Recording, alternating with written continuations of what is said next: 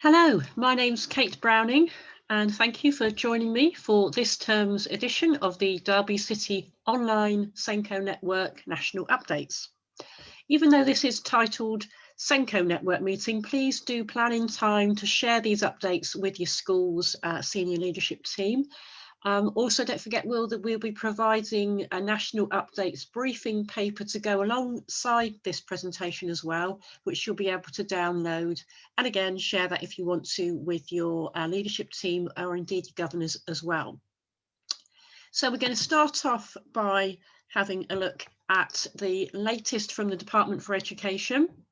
If you remember, from the 1st of May to the 31st of July, the Children and Families Act was modified under the Coronavirus Act 2020, so that local authority and health commissioners were requested to use reasonable endeavours rather than best endeavours to secure and arrange special education and healthcare provision in an education, health and care plan.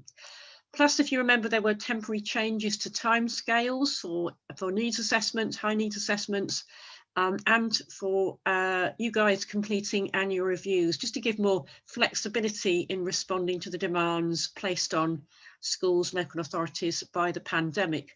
Now, those were time-limited duties, and they've now ended as of the 31st of July. So we're back to normal timescales again, in terms of assessments plans, annual reviews, etc. And indeed back to the importance of being able to use our best endeavours to put in place the provision as outlined in education, health and care plans. Now, in terms of risk assessments, I know they've been taking up an awful lot of your time over the last 6 months or so.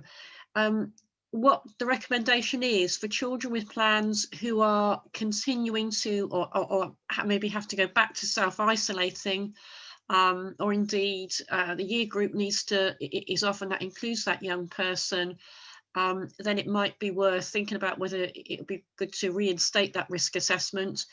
Similarly, if you have children who are not quite back full time yet, so you've been sort of gradually bringing them back into school since the beginning of term maybe, then again, it might be worth thinking about whether or not you need to continue with that risk assessment in the meantime.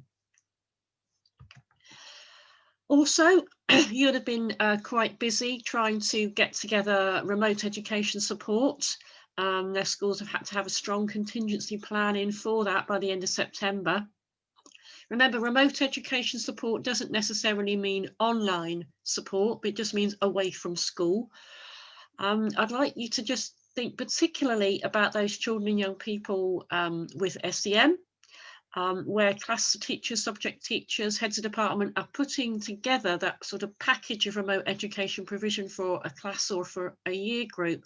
Just be really cautious as to whether or not it's totally accessible to children with SEND in that class or year group. And we're not in breach of any discrimination, really. That needs to be accessible for them, just as it would be if it was in school. Particularly around children who may not be able to rely on any adult support at home in order to complete that work as well. So just be mindful of that when putting together that sort of remote education support. Also, the DfE have produced a Wellbeing for Education Return programme. That's not just wellbeing in terms of children, it's also staff as well. Part of this funding is going to be used for recruiting local experts to deliver training to nominated staff and advice for school leaders, and that training takes the form of interactive webinars that will also ultimately be available for all staff as well, and that's going to take us right through till March 2021. So hopefully you'll be hearing more about that from your local updates this term as how you can be accessing that. I also wanted to draw your attention to an area of assessment and ultimately accountability that has been slightly shifted because of the pandemic. Now, if you remember, peace scales are being steadily removed and replaced with engagement scales, where you had children working at peace scales 1 to 4. And pre-key stage assessments for pupils that were working more at peace scales 5 to 8 working below national expectations, and they've already been used and are in place, but it's the engagement scales that were going to be statutory from this September 2020, but have now been shifted back to September 2021. Now that guidance, as you read it from the DfE, comes in one document. It's engagement scales for pre-K stage assessment. So what I'm just really making sure that you're aware of, if those engagement scales, what was the old P1 to 4, is really children who are working at non-subject specific stage. So the vast majority of those children, I would imagine, would be in specialist provision. Okay, you're far more likely in mainstream schools need to just be really looking at the pre-key stage assessments, and that would only be at the point at the end of key stage 1 and at the end of key stage 2. So it's making you aware of that bigger picture, so you're not sort of confused when you hear that term engagement model or engagement scales. They are there, as I say, to replace the very lowest of the P scales, P1 to 4. Now, it's a year since the DfE announced that it would undertake a review to look at how the SEND system has evolved since the reforms started in 2014. And in the light of ongoing concerns that some children and young people are not being supported effectively, particularly those without education, health and care plans, and that also based on current trends, the system is really looking financially unsustainable. So a review was needed. Really, the outcomes of that thus far, or the judgment really so far, is that the outcomes that were planned from the reforms are the right ones. So as you can see on this screen here, high quality outcomes for children with SEND, so they thrive and are prepared for adulthood.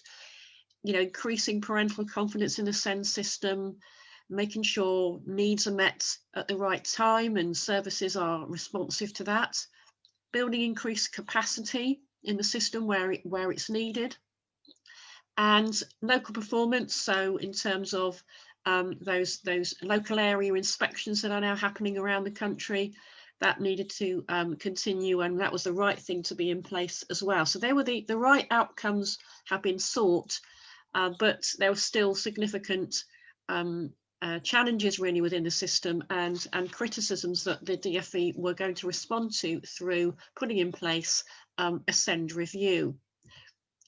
Now, progress on that review, it has been a year since they announced that, but in the meantime, we've had a general election and we've had this pandemic. So that's really slowed up the process, really slowed it down. So there's still the intention that review is going to continue, albeit slightly delayed. And the publishing of this review will be put back now, we imagine, around about March to April next year. And that will also precipitate some change to the code of practice. We imagine particularly around the SEN support guidance there. But as soon as we know anything, we will, of course, bring it to your attention through these meetings in the next term or two. In terms of the national statistics, we've got the latest now updated, and this is based on schools' January 2020 census. And as you can see, the stats really are still rising in terms of children with EHCPs and SEN support, both up by 0.2%, and that's right across primary and secondary. There's quite a significant jump in the number of children with plans who are going into pupil referral units, which is quite concerning. And also children within specialist provision, that should be the other way around, I'm sorry, up to 9.3 from 9.1. And that's the percentage of children with plans that are now in specialist provision. I just think it's worth having a look at also the most common type of need continues to be ASC, followed after that by speech, language and communication needs.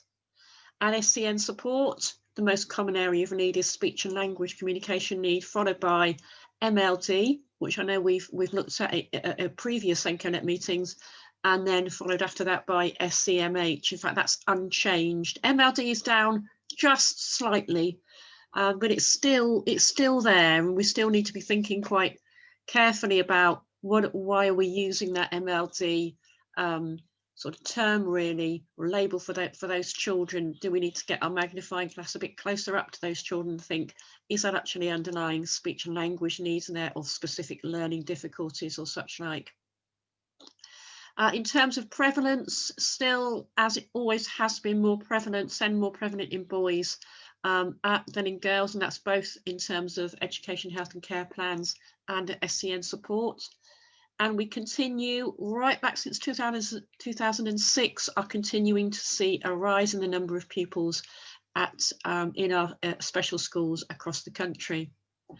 Just in terms of thinking about what's going on in your own school when you look into the next January 21's pupil census, just maybe have an opportunity to refresh that. Just check that you're making the best use of your ability to code children by primary and secondary area of need. So it might be that have a primary area of need, say of speech, language and communication need, but also secondary area of social, emotional, mental health. And it's all important because it all adds to that national data set, so we get a clearer picture of what's going on both around the country and locally, because this feeds into local area data as well. Now, in terms of bringing you on to what's out there in the wider world, really, we've got some free training on offer from the Council for Disabled Children. As I'm sure you know, striving to work together to write good and co-produced holistic outcomes for children with the HCPs is a challenging thing to do, and it's something that we're really trying to get better at, I think, right across the country. So to that end, CDC has been running a 2-day training for this. They've been doing that for some time, but now they're bringing it to an online module for people to access as well. And this isn't just for SENCOs, not just for those in education settings, but local authority assessment teams, specialist services from health and social care as well. So all those really involved in developing the plan. So if you haven't had any training on outcomes and writing outcomes, on plans, then I really would suggest it's a good idea for you to access that if you can at some point. Thinking about your remote learning offer packages that you're pulling together. This is just something that's come from the NCETM, which I think stands for the National Centre for the Excellence of Teaching Mathematics. I might have got that first couple of acronyms wrong, but certainly excellence in teaching of mathematics. And you may well have individual teachers, math subject leads or heads of department in your school who are part of that, those maths hubs around the country, and maths leads are in that area. So they may well know about this, but in case you don't, the NCETM have developed some videos useful for not just for children maybe coming back to school after we've been in lockdown, but also can use to supplement remote learning as well. And they are videos on various aspects of sort of fundamental aspects of number and calculation, particularly fractions, number, addition, subtraction, as you can see there, decimals, percentages as well. So although it does talk about years 3, 4, 5, 6 or predominantly key stage 2, there may still be some of those aspects of those lessons that would be appropriate to children and young people working at that sort of lower end within key stage 3 as well. So have a look at that, see if that might be useful as part of bringing into that remote learning package. There are an unbelievable amount of resources out there now, you know, developing, growing all the time, and it's sometimes difficult to know, you know, what's worth looking at, what's valuable. So what I've just put to here, what I think are probably the most useful. You've got Oak Academy, of course, which I'm sure you've all heard of. They've got specialist content. It was early days quite special school content really, but this is growing a little bit more into sort of support that and ideas, resources that will be useful for mainstream schools as well for children with SEND around those areas, communication, language, numeracy, and also the creative arts as well. Something that the DfE have talked about is the importance of our remote learning packages, making sure they're broad and balanced as well, so not always just focus on reading, writing and mathematics, so creative arts inputs there as well. Driver Youth Trust, you might or may not have heard of them. They do a lot of good guidance and support, particularly around specific learning difficulties and dyslexia. But they have got a useful package there for parents to support parents in supporting their children at home where they do have difficulties with literacy. NCETM I have already mentioned. And then this Chatterpack. Chatterpack is really a repository of an awful lot of online resources. So if nothing else, go to Chatterpack and you'll just see links to an awful lot of materials and resources that you can sort of pull together, really. And of course, it's BBC Bite Size, good old BBC Bite Size, that I'm sure you will be utilising. This is an update from NASEN, NASEN being the National Association of Special Educational Needs. I'm sure you've all heard of them.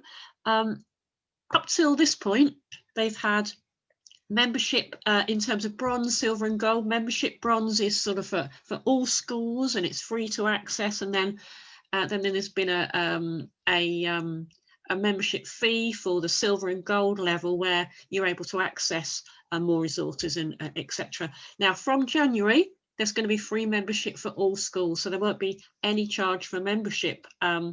So that includes obviously all the whole school send materials as well, but also additional webinars and resources that NASEN have developed over the years. So keep an eye out for that. I'm not quite sure how that's going to work, whether that will be via the NASEN gateway or whether it be you know, something that will be a sort of a new portal to those resources. So we'll let you know as soon as we know next term what that's going to look like. I don't think there's been a SENCO network update where I haven't mentioned the Education Endowment Foundation, and indeed I continue to do so now. In fact, I do think I might have mentioned this report in the last meeting, but I'm going to mention it again because there's actually been some additional resources and materials added on to this part of the EEF website. So this is, in case you don't remember, this is the guidance report that EEF have produced on SEN in mainstream schools, and it's done an analysis, really, a review of literature and research, and really identified what he considers the 5 most important aspects of provision and support and culture of schools to ensure children with SEND are really thriving. And you won't really be surprised to see what it's come up with there. Positive, supportive environment for all pupils without exception. So it's thinking about the inclusive temperature really in our schools, and that being something that is really expressed from every aspect of that school community, from all its people who are involved in the community as well, all teachers, teaching assistants, governance, everything is very positive, supportive, ensuring that we are really have those highest expectations of our young children, young people with SEN. Building on that ongoing holistic understanding of pupils and their needs. We can't really begin to do the plan and the do, let alone the review, if we haven't actually paused at the assess point and assessing it in its broadest sense. So really understanding, getting to grips with what those children, young people's needs are is so important if we're going to be able to plan provision that is absolutely right for them. Obviously, access to high quality teaching, and in the report itself, it does draw upon aspects of that, including scaffolding, explicit teaching, use of IT. Again, none of this is just specific to children with SEN. It's great, high quality teaching for all children, but really important to get it right for children who struggle the most with their learning. It also talks about the importance of carefully selected interventions, so that there is a place for targeted intervention, small group and one-to-one, if they're obviously very well selected, and we have that prior prerequisite to that, which is number 2 there, and the understanding of people's needs. We've got that in place so we can select those interventions really, really carefully, making sure, of course, they're complementing high quality teaching and not replacing that.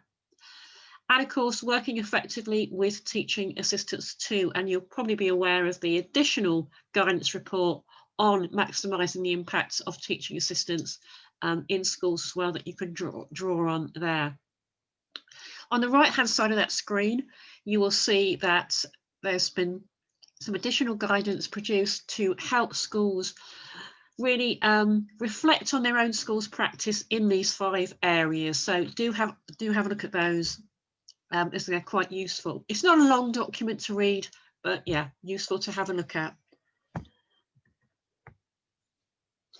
For those of you who are involved in post-16 education, this is a really useful workbook that's been produced for SEND managers. They're not called SENCOs in the code of practice. It's the member of the staff, member of the school or the college who is responsible for leading for SEND. And this is a workbook that they've produced that's in 4 different sections, looking at the sort of overall legislative landscape of SEN and the reforms, developing support plans and personalised programmes, and then also resolving disagreements in tribunals. It's totally free and worth having a look at if you work in that sector.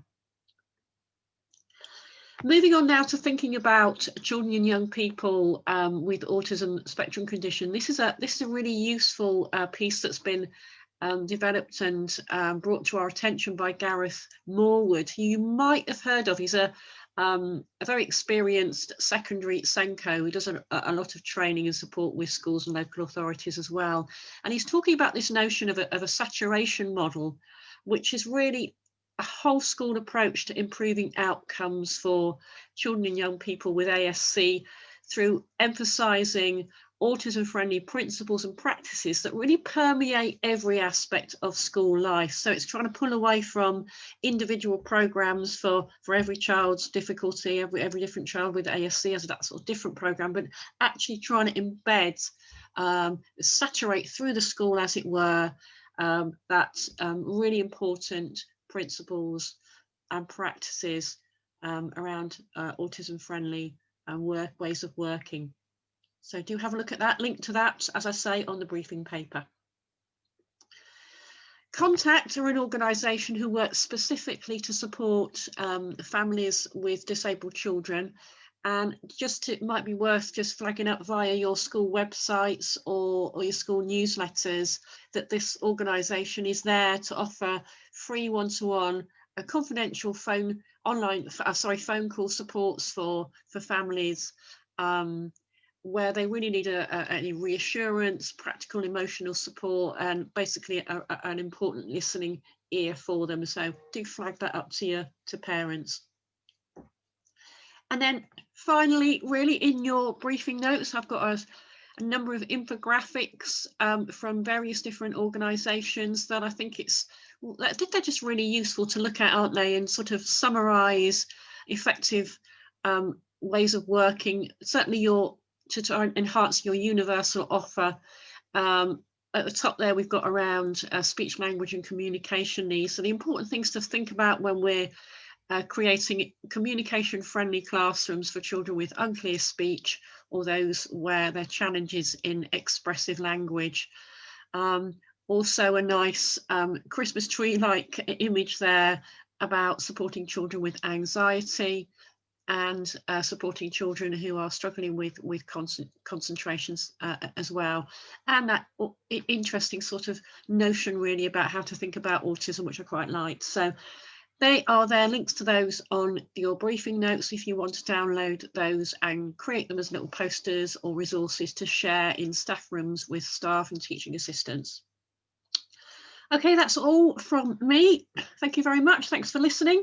Do contact me if you have any questions or queries about anything I've mentioned today. My email is on the title slide to this pack. So I hope that's been useful, and we'll catch up again, hopefully next term. Many thanks. Bye.